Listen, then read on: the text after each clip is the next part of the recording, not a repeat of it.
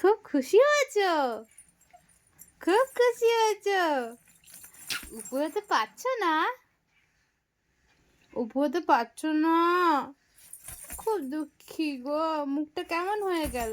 চেষ্টা করো, চেষ্টা করো, চেষ্টা করো। হ্যালো এভরিওয়ান, আমি গৌরী। আরও একটা নতুন ভিডিওতে তোমাদের সবাইকে স্বাগত। আশা করছি তোমরা সবাই অনেক ভালো আছো, আর আমরাও তোমাদের আশীর্বাদে অনেক ভালো আছি। তো আজ আমি ভিডিওটা একেবারে সকাল থেকেই শুরু করেছি।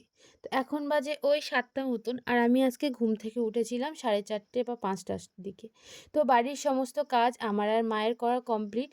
আর তারপরে না সকাল হতেই আমি ফ্রেশ হয়ে নিয়েছি, আর এখন চলে এসেছি আয়নার সামনে। এখন না বেশ একটু শীত পড়েছে, আর তার জন্য না মুখটা খুব টান টান ধরছিল, তাই জন্য একেবারে মাথাটা আঁচড়িয়ে একটুখানি ক্রিম মেখে নিচ্ছি। যেহেতু এই শীত চলে যাওয়ার সময় শীতে না মুখ টুকগুলো ফাড়া বেশি হয়, আর তার জন্য বেশি বেশি টান ধরছিল বলে আমি আজকে ভাবলাম একটুখানি এরকমভাবে ক্রিমটা মেখে নিই।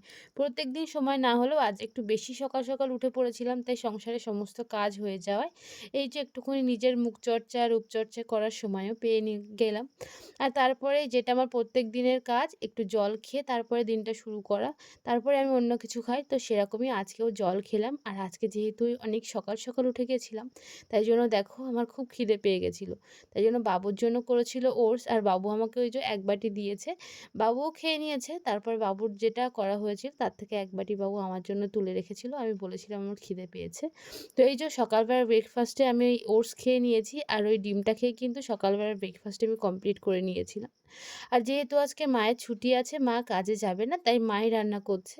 আর এই যে মা রান্না করবে লাউ পাতার একটা ভর্তা, যেটাকে বলে বাটা, সেটাই।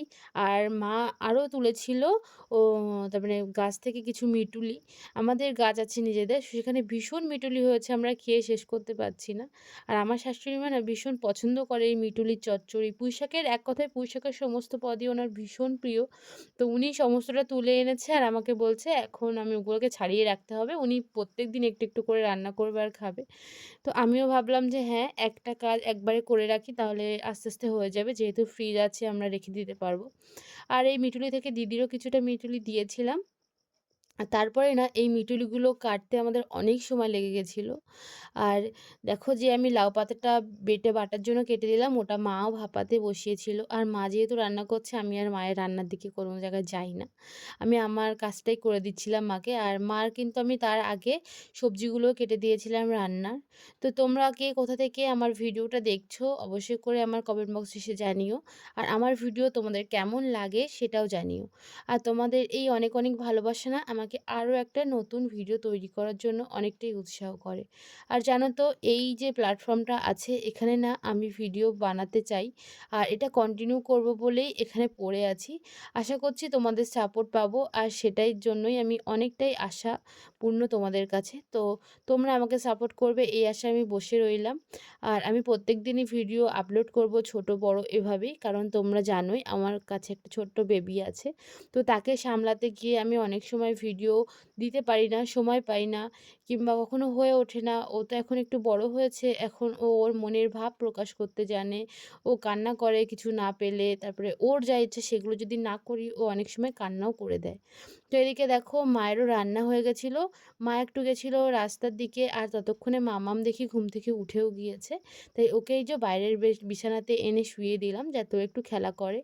আর ও না ঘুম থেকে ওঠার পরে কান্না করে না, 2-1 দিন করে, তার বেশি করে না। তো আজকে কান্না করছিল না, আমি ভাবলাম ওকে একটু শোয়াই, ও ওখানে শুয়ে শুয়ে খেলা করুক। আর বাবু ওর পাশে বসেছিল, তাই জন্য আমিও একটুখানি বিছানাটা গুছিয়ে নিচ্ছি।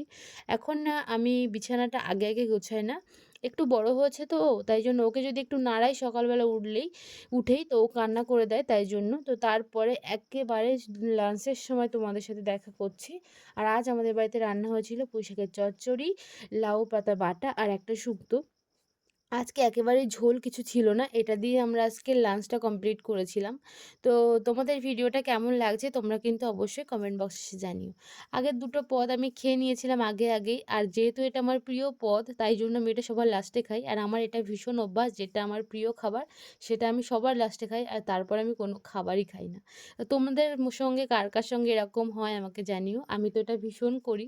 আর এর জন্য না আমি ছোটোবেলাতে খুব মার খেতাম, কারণ আমি সমস্ত খাবার খাওয়ার পরে সেই ভালো খাবারটা খেতাম যখন সবার খাওয়া হয়ে যেত। তো এই যে দেখো এদিকে আমারও খাওয়া কমপ্লিট হয়ে গেছে। মাম্মাম দেখি ঘুম থেকে উঠেও পড়েছে। আর এখন বাজে ওই ২টো মতন আর মাম্মাম এখন খেলা করছে। তো ওর খেলার সময় ও এখন দেখি ওই যে বেশি পাখি, কোনো ছবি এগুলো দেখে বেশি ও সেগুলো নিতে চায়। তো এগুলো আমার কাছে ভালো লাগে যে ও এগুলো বুঝতে শিখেছে ওটা কোনো কিছু একটা। আর ও না এখন ধরতেও শিখেছে, হাসতেও শিখেছে। আর ও ভীষণ হাসে, যে কেউ কথা বললে তার মুখের উপর এক গাল হাসি দেয়। জানো তো ও এখন এত ছটফট করে না, আমি এইগুলো ভাবি যে ধরে রাখবো কি করে। তো তাই জন্য আমি ওর এই সময়গুলো না ভিডিও করে রাখছি।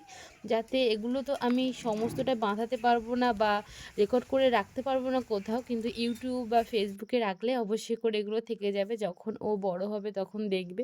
আর এগুলো না ও বড় হওয়ার সাথে, সাথে অনেকটাই অন্যরকম হয়ে যাবে। আমি এগুলো আর কখনোই খুঁজে পাবো না।